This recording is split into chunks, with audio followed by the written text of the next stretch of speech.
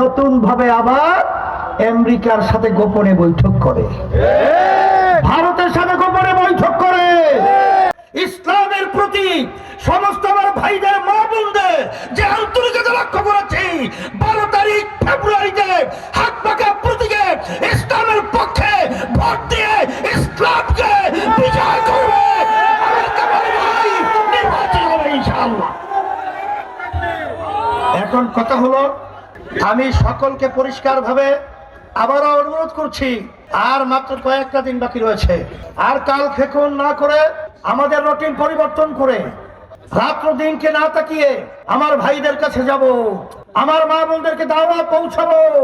এরপরে দেশের পরিবর্তনের জন্য এবং এই দেশের ভিতরে ইনসাফ রক্ষার জন্য হাত পাকা প্রতীক ইসলামের বাক্স একটাই, সেই বাক্সে আমরা ভোট দিয়ে কামাল ভাইকে বিজয় করব।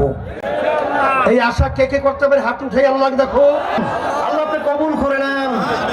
আলহামদুলিল্লাহ, হাত নামান।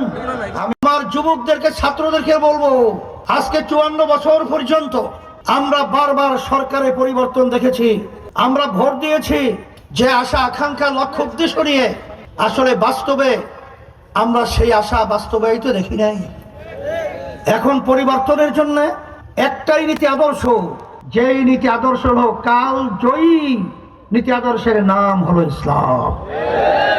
এখন যারা বলে আমরা শরিয়া বাস্তবায়ন করব না, প্রচলিত আইন অনুযায়ী দেশ চালাবো, আসলে বাস্তবতা হলো এই, বাহ্যিক দেখতে সুন্দর কিন্তু ভিতরটা হলো মাকাল ভর।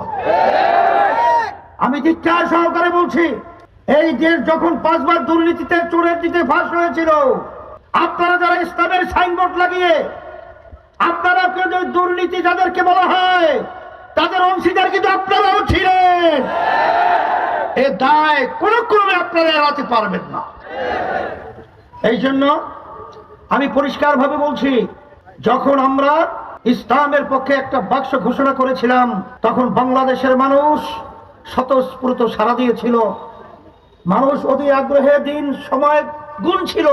কিন্তু দুঃখ সহকারে বলতে হয়, যখন এই অবস্থা দেখেছিল, তখন ইসলামের পরিবর্তে ওরা ক্ষমতা স্বার্থন্বেষী মহল আজকে নতুন ভাবে আবার আমেরিকার সাথে গোপনে বৈঠক করে, ভারতের সাথে গোপনে বৈঠক করে।